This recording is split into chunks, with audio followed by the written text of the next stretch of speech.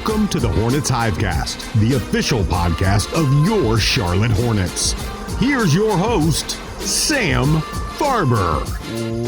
Welcome to another edition of the Hornets Hivecast, your daily podcast with all the notes, quotes, and daily buzz around your favorite NBA team, the Charlotte Hornets. I'm Sam Farber, and it is a pleasure and a privilege to have you with us once again on the Hornets Hivecast, a winning edition. It's been a while, but the Hornets got back in the win column with a 109-101 victory over the Portland Trailblazers. First time since 2017 that the Hornets have defeated Portland. Glad to have that losing streak in their rearview mirror. We'll break down the victory, also talk about a player I think is the most irreplaceable Hornet at this point. Let you marinate on who that player might be. And a milestone for head coach James Borrego. We'll talk about all of these things here on this edition of the HHC. And to help me do it, my producer on the Hornets Radio Network, Rob Longo, back again. Rob, Hornets win 109-101. Big win, significant win, gets the team back to 500, just makes things feel a little less panicky. Going into the game, the Hornets were still, in terms of games back, closer to 4th place than they were to 11th place.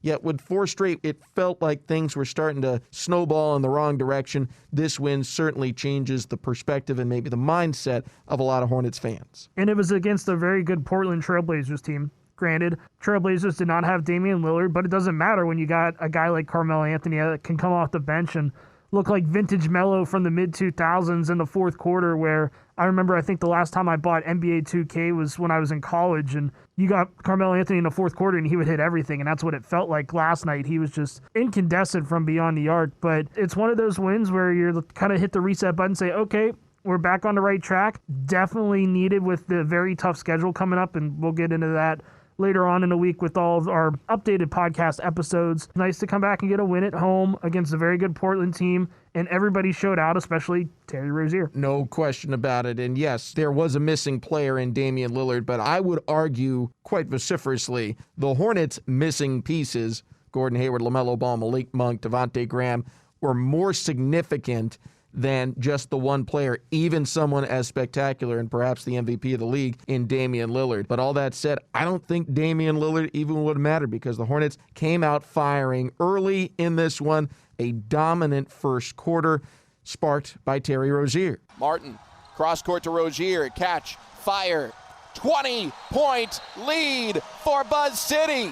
Rozier rips the net cord. Timeout, Terry Stotts and the Portland Trailblazers. And that one, I'm not even sure if it was in the first quarter, but really, Terry Rozier was hot early and often in this one. Ends up with 34 points in the victory, and he had 17 right out of the gates in that first quarter. He was huge for this team in the win. He made 7 threes, which ties him for 9th in Hornets history with 350 career-made threes. Took him only 115 games, Rob, to get there. So that's better than a 3-per-game average. The man he's tied with, DJ Augustin, who's still in the league, still a very productive player, he played 282 games to reach the same total. So you can see what kind of impact Terry Rozier has had on this team with his outing out there. Team did start extremely fast, and JB talked about that after the game. Yeah, I'd say we got off to a good start. I think that's fair to say. I mean, we shot the ball well. The ball moved. It was built out of our ball movement. The spacing was great. Everybody was touching the ball, feeling good, and the ball was going through the net. So when we got off to good starts like this, it's usually a good night. Sometimes it's just a product of making shots, but I think our guys were trying to play the right way, trying to move the ball, share it. Obviously led to good shots, and we knocked them down. So, yeah, huge first quarter for us. Terry Rozier, obviously, with having 17 points in the first quarter, was pretty much the main difference there in terms of just having the hot start. It was not a hard start for Vernon Carey Jr. He did get to start, but he picked up 2 fouls in the first 20 seconds. P.J. Washington had to come off the bench, and his impact was made right away. He came off the bench, he got a rebound, and then he hit a shot on the other end of the floor to make it the first points of the game for the Hornets. So P.J. Washington was sorely missed the past couple of games. Hornets were 6 of 7 from the floor to start at one point and had 4 assists off those 6 made baskets. And Terry Rozier, he hit a floater. It was almost on the baseline, and it just kissed off the glass ever so slightly and banked in. And when he made that, at that point, I thought, yeah, this is going to be Terry Rozier's night. And he finishes with 34 points, 8 rebounds, 10 assists. He ended up going 7 of 13 from beyond the arc. He is the first player with a 35-10 game with 5 or more threes in Hornets franchise history. And this season, Terry is one of 4 players averaging 20 or more points per game, 3 made three-pointers or more on 40% or better shooting from beyond the arc. Can you even maybe guess who the other 3 are? Give me the stats again. I mean, pretty good pulls, first off. Yeah. What is the stat line where I'm trying to match here?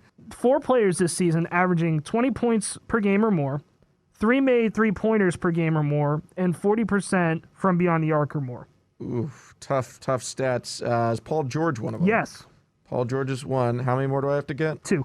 2 more. Okay, so Paul George is 1. Dame Lillard? No. Dame Lillard is not on the list. Okay, Kevin Durant? No. Give him to me. Steph Curry, I should have got that one. Zach LaVine. So Zach LaVine, Paul George, Steph Curry, Terry Rozier. What a quartet. Little embarrassed I didn't get Steph Curry, but yes, good quartet to be. And Hornets get a big W in this one over the Portland Trailblazers, 109-101 the final. Talked about JB's thoughts on that fast start in the first quarter, echoed by Carmelo Anthony. He said after the game, those guys came out firing. They were locked in. They're a scary team, played freely. They played spaced out. They're a young team, and those young guys are out there playing with a lot of confidence. And you saw that. It's not just tonight, but throughout the season, they've been playing the same way. And I think that's a very respectful opponent recognizing what the Hornets have done, not just last night, but over the course of the season as they improve back to 528 and 28. One more player we want to touch on the first half. He had a great overall game, 19 points, but really exploded in the first half, and particularly putting the punctuation mark on the end of the first half, Miles Bridges.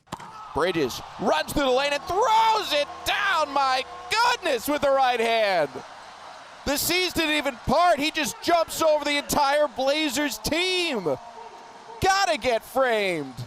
3 on the way from Powell. Off the heel, no. Rebound Zeller, and my goodness, Miles Bridges has done it again. Miles Bridges, he is the best dunker I have ever seen in my life. Carmelo Anthony, I don't know if he was like using his peripheral vision to try and figure out where other players were, but he was just locked in cement on the floor. Miles took off, and I don't know why I think McCollum, I don't know why he's jumping anywhere near Miles Bridges, but doesn't matter. Miles Bridges puts the punctuation mark on that game. 19 points he ends up with. He had 17 in the first half alone, and the Hornets come away with the 109-101 victory. They're back to 500, 28-28. We'll talk more about the game, what it means for the season a little later on in the show. Coming up next, though, the most irreplaceable Hornets. Who might it be? We'll touch on that after this here on the Hornets Hivecast. Hornets fans, during the month of April, the Charlotte Hornets and their official hunger relief partner, Food Lion Feeds, are launching the 2021 Dunk Hunger Food Drive to benefit Second Harvest Food Bank of Metrolina. The Bridges, who throws it down with a right hand. For every Hornets dunk this month, Slams it down with 2 hands. Food Lion will donate 1,000 meals. Terry Rozier throws it down over Kevin Durant. For more information on how you can help Food Lion and the Hornets dunk hunger, visit hornets.com/dunkhunger. Sam Farber and Rob Longo here with you on the HHC. So I've teased it a couple of times. I have an opinion that I think might surprise some Hornets fans out there. The Hornets have had great performances up and down the roster. Terry Rozier has been a leader throughout. He's only missed a couple of games here on the season. His impact has been phenomenal. I think Gordon Hayward has raised the platform that the Hornets are standing on. I don't think this is a 500 team without the impact Gordon Hayward has had, and I don't think they have the potential in the postseason unless they can get him back healthy. That's how important he is. I don't think that's a very controversial statement, but this one might be. I think the most irreplaceable Hornet on this season's team is P.J. Washington. P.J. Washington, what he brings offensively and defensively for this squad is unique and difficult to replace, and we've seen it throughout the season. And now him coming back, even in a reliever's role, we feel his impact all that much more. Right away, he comes out there and helps the team to a win with a huge stat line. P.J. Washington's final numbers, 23 points, 8 rebounds. He blocked 4 shots. The team is now 27-22 in games in which he appears. They are just 1-6 in games that he doesn't play in. I think that further solidifies that he's the most irreplaceable Hornet on this year's team. Here's what Terry Rozier had to say about his teammate P.J. Washington getting back into the fold. Huge presence down there, blocking shots, rebounding, stretching the floor out on offense, bringing the bigs out and stuff like that, man. He's huge. we're just glad to have him healthy and have him back.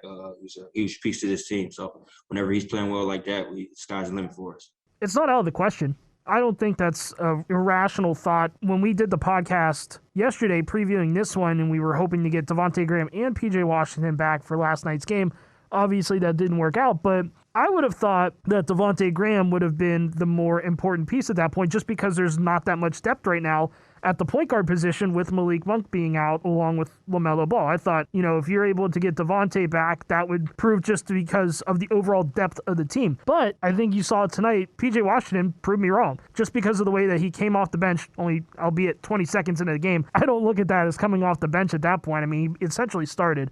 But at any rate, the way that he played defensively tonight and that defense moving into that transition offense was just so beautifully done, and it gives so many more options for this team. Now you can balance it out. And James Borrego has a interesting dilemma on his hands now going into Tuesday's game. Do you bring PJ Washington off the bench? We saw what Vernon Carey could do in the game last Friday in Brooklyn and what he's capable of. Now, he picked up 2 quick fouls on Sunday and it didn't work out that way again, and he had to bring PJ back into the fold. But if Vernon Carey stays out of foul trouble and can be productive, do you move PJ Washington to that second unit until Gordon Hayward comes back just to kind of balance out the scoring a little bit? It's a tough question to ask, but it poses a very difficult one, and I guess you kind of have to think about it at least. I think defensively he brings so much, it's tough not to start him. I understand the complaints at times that we've seen about maybe inconsistent scoring, and the offense is not why I think he's the most irreplaceable Hornet. I think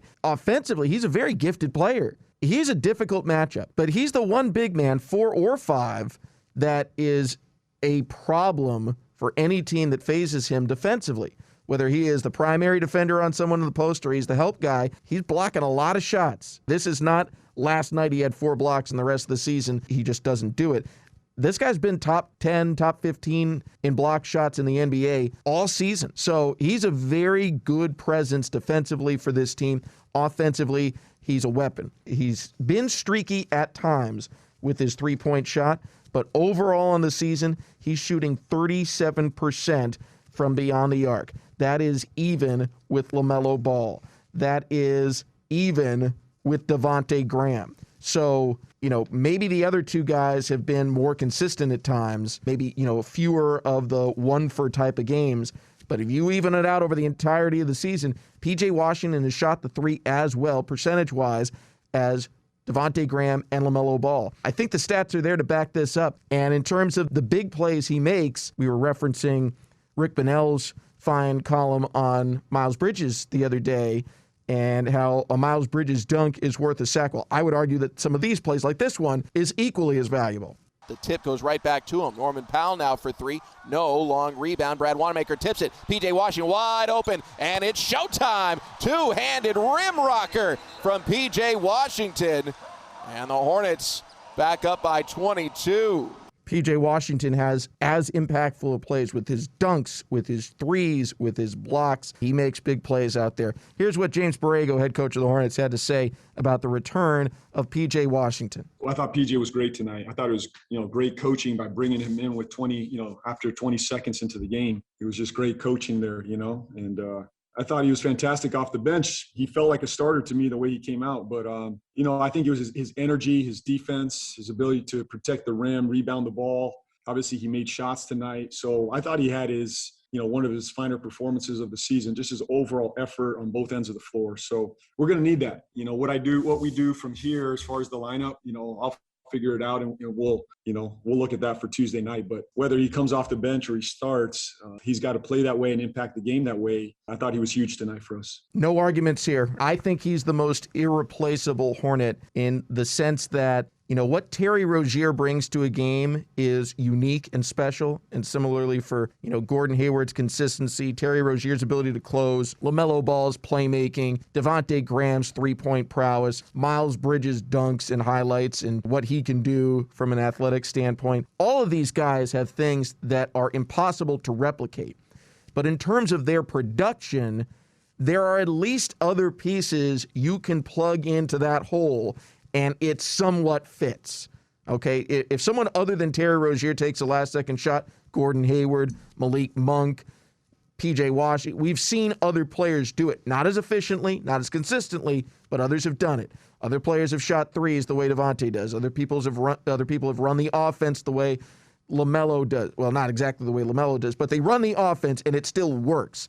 P.J. Washington is the round peg in a round hole, and no one else on this team seems to fit it the same way. And I'll go back to the record. I know other people are missing for some of these games as well. It's not just PJ, but when you look at it, PJ Washington plays, they are 27 now and 22. PJ Washington plays, they are 27 and 22. He doesn't, they're 1-6. I think that's pretty clear proof of the importance PJ Washington has on this Hornets roster. Hornets get the win. They're 28 and 28 now on the season. Significant win for head coach James Borrego. We'll talk about that next here on the Hornets Hivecast. Cody Zeller knows how to finish an assist. Now you can be a part of one of his biggest plays of the season. Socks are the most under-donated item for those in need, and the Cody Zeller Sock Drive, presented by Hanes, is ready to attack that problem. You can help make socks a priority by donating 1 pack of new socks or $5 to the Cody Zeller Sock Drive, and all donations will be matched by Hanes and will benefit Roof Above. Head to Hornets.com and search Cody Zeller Sock Drive for more information. Sam Farber and Rob Longo here with you on the HHC. Rob, big win yesterday for the Hornets, getting back to 500. Brings the magic number down to 12 to make the play-in tournament at minimum, which means realistically in the final 16 games, they need to go 6-10, I think, is how much work they need to do to lock in a spot in the postseason. We'll talk more about that later, but the magic number going down to 12 is nice, but the total number of wins for head coach James Borrego got to a milestone yesterday. It was win number 100. It's been a long time coming. He's sat on this 99 spot for about a week. Even though it might not sound like a huge milestone, if you're an NBA coach, you'd probably assume, well, that coach is going to get 2 to 3 seasons at least, so, they should get to 100 wins, right? Well, only 143 coaches in the history of the NBA, the entire history of the NBA, have ever reached 100 total wins. And so I think it's something to be celebrated, something significant. And JB, the fact that he picked it up against a quality opponent with a shorthanded roster, I think further illustrates just how great a job he has done with this franchise and overall in his now 4 years, partial or complete, as a head coach. JB talked about reaching the milestone after the game. Our players made me aware of it with a little bath just now, so I thank the players for that. But I had no idea. I'm thankful for the opportunity. I mean, just to be sitting here as a head coach in the NBA, to be leading this group, it's an honor. I don't take that for granted. Every day I wake up, I'm blessed. I'm thankful for the opportunity. So this is a product of a lot of work from our staff to our players, to our management, to our ownership. Everybody deserves the credit here. So just thankful for the opportunity. Rick Bonnell tweeted after the game that Rick Bonnell of the Charlotte Observer that the players and assistant coaches sprayed him with water in the post-game locker room in celebration. And I'm sure on a future edition of Real Access on Hornets.com, we'll see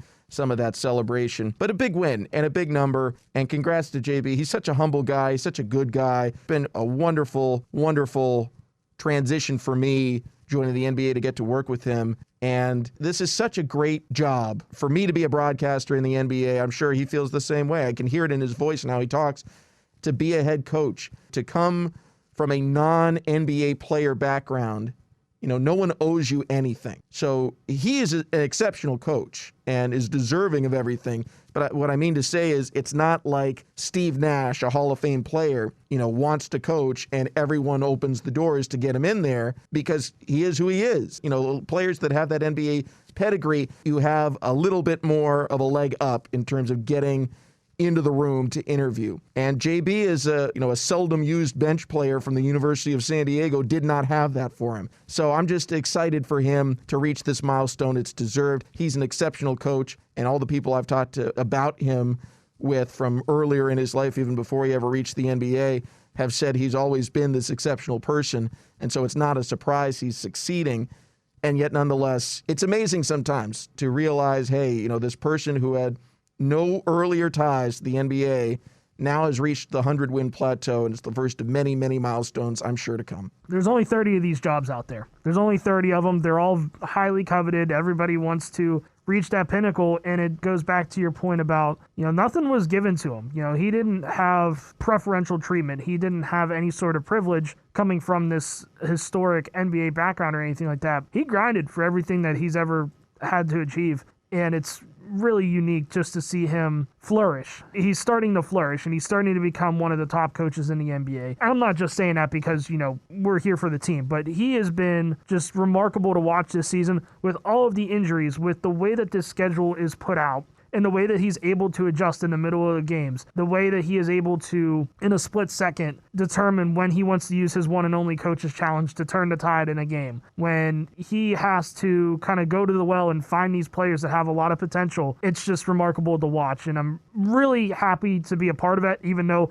I have nothing to do with it. I just love watching it from the outside and seeing everything that he's really to accomplish, and he's a heck of a guy. We see it a little bit more than some people that are on the outside of the organization. He's a stand-up guy. What you hear in the post-game press conferences, what you hear in the pre-game press conferences, whenever you hear him speak, that's the real James Borrego. He doesn't, put on a mask or anything like that. Well, he puts on his mask to coach these days, but other than that, he doesn't put on any sort of facade. He is who he is. He's true to himself. And I think his upbringing as a coach with being kind of mentored by Greg Popovich has a lot to do with that. And who better to have as a mentor? Only 1,204 more wins to catch his mentor. In about, 3 decades? Well, it took him 25 seasons to catch Greg Popovich. And look, I'll throw this out there as well. Greg Popovich, he's been with the Spurs forever, and the Spurs are always a contender, almost always. He's had a whopping 2 losing seasons, but his losingest season was his first one. He went 17-47, did Greg Popovich as a partial season head coach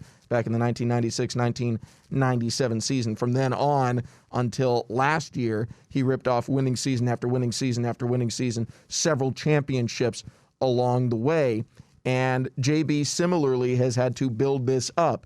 And perhaps in LaMelo Ball for this Hornets franchise, perhaps maybe, just maybe, JB has found his Tim Duncan. Tim Duncan's rise, his rookie season, came in that first year that Greg Popovich became a winning coach. And maybe LaMelo Ball is that player for this Hornets franchise. And Gordon Hayward is like the David Robinson of the group to help continue this team along while LaMelo learns the ropes and becomes the leader that everyone here in the Queen City hopes he will become. You took the words right out of my mouth. I was going to say LaMelo Ball and Tim Duncan. But again, 3 years after that terrible season that the Spurs had, they won a championship. Now, it was a shortened season because of the lockout, but a lot of people don't remember that. They just see, okay, who won the NBA championship in 1999? San Antonio Spurs. David Robinson, Tim Duncan. Boom, there you go. So history has a funny way of repeating itself. I'll just leave it at that. That was the second season for Tim Duncan, 3rd overall, as you mentioned, for Greg Popovich. So that's what we're saying. Next season, Hornets win it all. We'll see if it ends up happening that way. But for the here and now, great milestone for JB. Great win for the Hornets overall. They are back to 500, 28-28. They remain closer to 4th place than they are to 11th, which is significant. Hornets right now only 2.5 games out of a top 5 position in the Eastern Conference. And they are 5 games free of the number 11 team chasing them for a play-in position. Hornets' magic number down to 12 as things move ahead. That's going to do it for this edition of the Hornets Hivecast. Reminder to tune in tomorrow. We'll have our preview for Hornets at the New York Knicks as the Hornets start a quick 2-game road trip, a significant one, though, as the Knicks are one of the teams they are chasing for a top 6 position. And then the game right after that at Chicago, game against the Bulls, a team that is chasing them right now, trying to secure their spot in the playoffs. So 2 big games coming up here for the Hornets, and we will have our preview of the Knicks game for you tomorrow. Rob Longo, thank you very much for joining me here today on the HHC. Of course, thank you for having me. I know that pregame of yesterday's game, you teased a really big guest on the Hivecast tomorrow, so that must mean I get the day off for once. Because I know it's not me. You still get to produce it. Thanks, Rob, and thanks to all of you for tuning in. A reminder, again, we will have our preview podcast tomorrow for Hornets versus Knicks. Till then, for everyone here, I'm Sam Farber, saying it's been a pleasure and a privilege having you with us on this edition of the Hornets Hivecast. And in the words of LaMelo Ball, thank y'all. Have a good day. Wear your mask.